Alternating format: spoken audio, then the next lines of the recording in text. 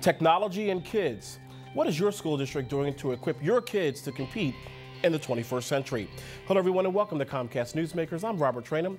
Joining me is Ann Flynn, Director of Education Technology for the National School Boards Association. And welcome to the program. Thank you, Robert. So it's obvious we're in the 21st century already. It's obvious that technology is changing literally every single day. And it's also obvious, and I believe, that children that are going to school today are going to school with a book pack that looks like this, as opposed to a book pack that looks much, much different when you and I were going to school, correct? Absolutely, but not all children.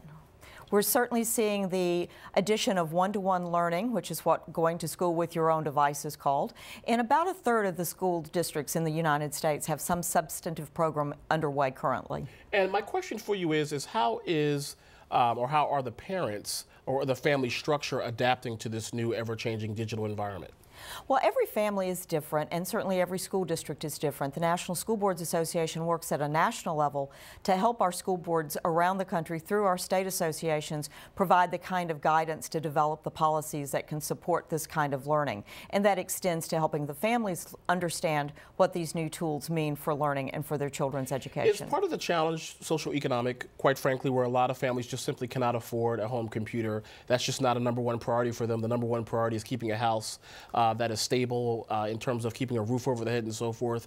And that's my first part of the question. The second part of the question is there perhaps maybe some digital illiteracy where perhaps maybe the family members, although they are well-intentioned and perhaps they want to help their child, but they just simply don't have the resources to be able to compete perhaps with another child? All of those are absolutely factors in this, and there's a combination of things happening here. When it was one homework assignment a week that was done electronically, you could expect a child to go to the library, the community center.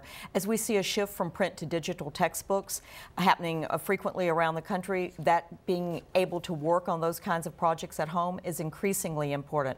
So for families, finding a way to afford the technology has been enabled by two national programs that I'm aware of. The Comcast Internet Essentials Program and the Connect to Compete have been working in partnership with school districts to help those families that are on more strained budgets be able to provide that kind of access for their students at home. You know, and I get the sense at the National School Board Association, I believe, and correct me if I'm wrong, you don't want a one-size-fits-all approach. You want local individuals and local municipalities, local school boards and so forth to develop a plan that best fits their local needs? That's absolutely the case. Certainly vision and ideas that come down from the federal government provide guidance for us all to think about how things might be. But when you get right to it, education in this country is a local issue, and we have over 50 million school children in our public schools with over 90,000 school board members working to represent the needs of their local communities to shape those visions for the students in their communities. And to that point, we have about 45 seconds left. What role does what role does the school board play in this ever-changing digital environment? They engage with the stakeholders in their community to identify what the future vision and needs are for the students in that community, engaging the business partners, the parents, and then looking for the programs that can help advance that, whether it's new instructional strategies, new tools in the school district to help meet the needs of both the local community and the global futures our children are going to. And very quickly, do you believe that there's a lot of buy-in at the parental level? In other words, parents want this to happen. They want more technology in the classroom? They absolutely have indicated on numerous national surveys that they believe technology will help their child succeed, and it offers a chance for individualized instruction. Ann Flynn, thank you very much for joining us. Really appreciate it. Thank you. And of course, thank you for joining us for this edition of Comcast Newsmakers. I'm Robert Trainum. Have a great day, everybody. We'll see you next time. Take care. Bye-bye.